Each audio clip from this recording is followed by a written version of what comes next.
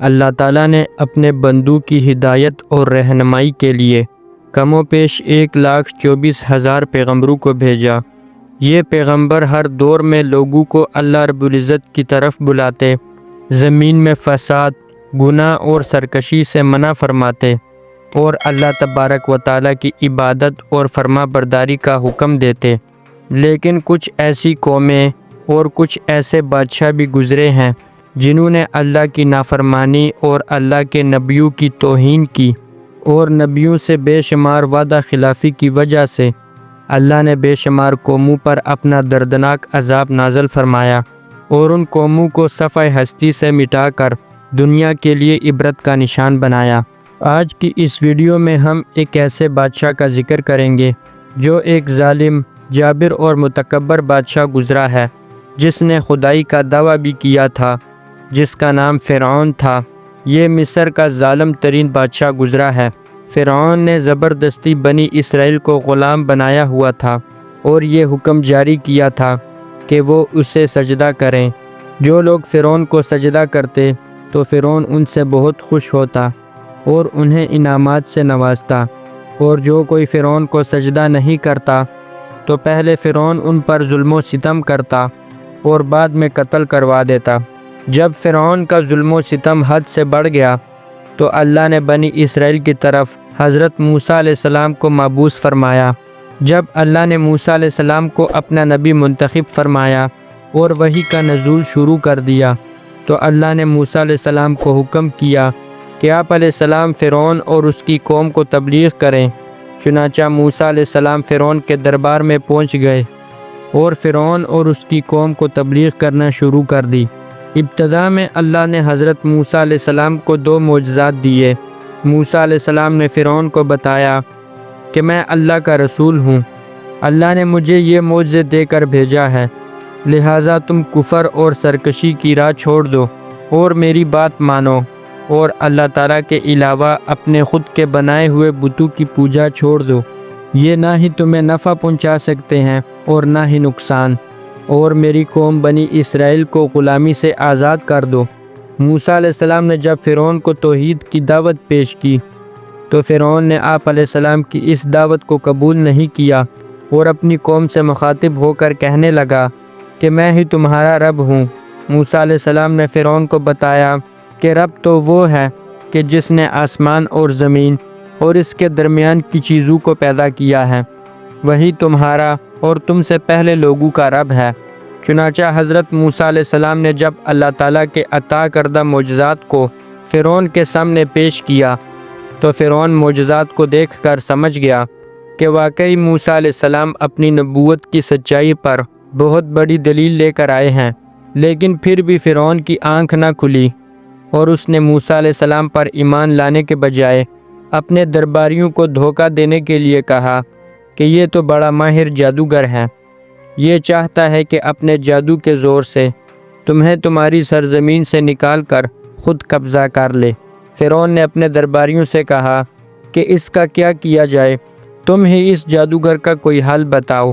فرعون کے دربار میں موجود سرداروں نے فرعون سے کہا کہ موسیٰ علیہ السلام سے مقابلہ کیا جائے، ہم تمام شہروں سے ماہر جادوگروں کو بلا کر موسیٰ علیہ السلام سے مقابلہ کروائیں گے۔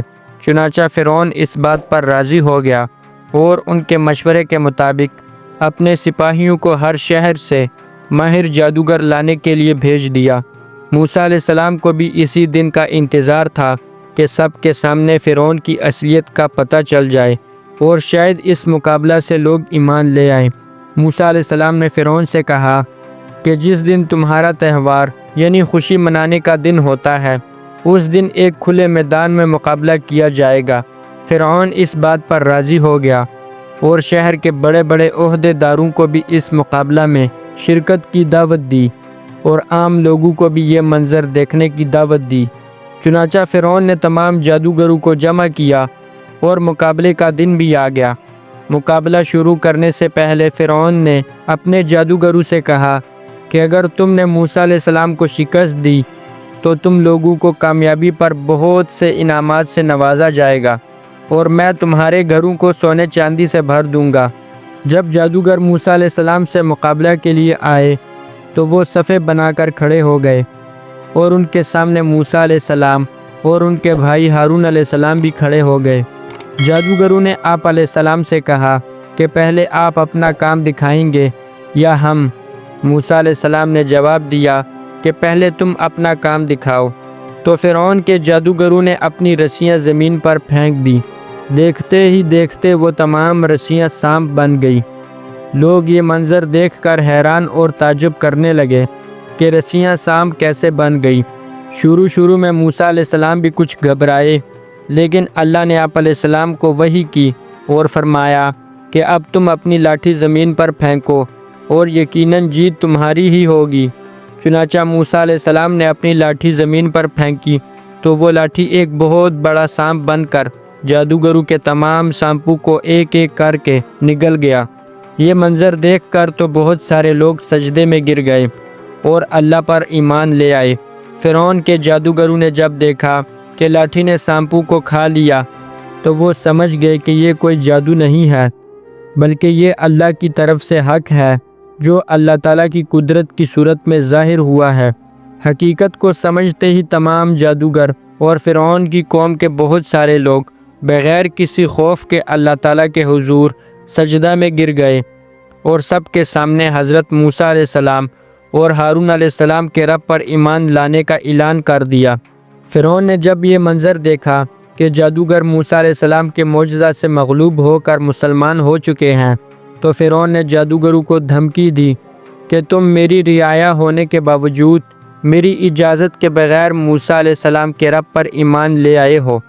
میں تمہیں ایسی عبرتناک سزا دوں گا کہ آئندہ کسی کو ایسی غداری کرنے کی جرت نہیں ہوگی۔ میں پہلے تمہارے ہاتھ پاؤں کاٹوں گا اور پھر تمہیں سولی پر چڑھا دوں گا۔ جادوگروں نے فرعون کو جواب دیا کہ اب ہمیں نہ ڈراؤ، ہم ڈرنے والے نہیں ہیں، ہمارے دل میں کسی کا خوف نہیں، اب ہم اپنے رب پر ایمان لے آئے ہیں، تمہیں جو کرنا ہے کر لو، بے شک ہمیں آخر کار اپنے رب کے حضور حاضر ہونا ہے، ہم امید رکھتے ہیں کہ ہمارا رب ہماری خطائیں معاف فرما دے گا۔ اس کے بعد فرعون نے اپنے شدید غصے کا اظہار کرتے ہوئے انہیں سولی پر چڑھا دیا، لیکن حضرت موسیٰ علیہ السلام اور ہارون علیہ السلام کو کوئی نقصان نہ پہنچا سکا۔ اس کے بعد وقت گزرتا گیا، بنی اسرائیل میں مسلمانوں کی تعداد بڑھتی گئی، لیکن فرعون اپنے ظلم و ستم سے باز نہ آیا اور آخر کار اللہ نے فرعون کو دریا میں غرق کرنے کا ارادہ کیا اور موسیٰ علیہ السلام پر وحی نازل کی کہ آپ علیہ السلام راتوں رات بنی اسرائیل کو لے کر نکل جائیں۔ چنانچہ موسیٰ علیہ السلام بنی اسرائیل کو لے کر مصر سے روانہ ہو گئے۔ جب فرعون کو اس بات کا پتہ چلا تو اس نے آپ علیہ السلام کا پیچھا کیا اور آخر کار اللہ نے فرعون کو اس کے لشکر سمیت دریا میں غرق کر کے عبرت کا نشان بنایا۔ پیارے دوستو، فرعون وہ واحد شخص ہے جس کی لاش کو نہ ہی زمین نے قبول کیا اور نہ ہی پانی نے۔ فرعون کی لاش آج بھی عبرت کا نشان بنی ہوئی ہے۔ اللہ تعالیٰ قرآن مجید میں ارشاد فرماتا ہے، لہٰذا آج ہم تیری لاش کو دریا سے باہر نکال لیں گے تاکہ تو اپنے بعد آنے والوں کے لیے نشان عبرت بن جائے۔ اور حقیقت یہ ہے کہ بہت سے لوگ ہماری نشانیوں سے غافل ہیں۔ اللہ تعالیٰ سے دعا ہے کہ اللہ ہمیں ان گناہوں اور نافرمانیوں سے بچائے جس میں پہلی قومیں مبتلا ہو کر اللہ کے دردناک عذاب کی مستحق قرار پائیں۔ امید کرتا ہوں آج کی یہ ویڈیو آپ کو پسند آئی ہوگی۔ ویڈیو کو لائک اور چینل کو ضرور سبسکرائب کر لیں تاکہ ہم بار بار ملتے رہیں۔ اللہ آپ سب کو خوش اور سلامت رکھے۔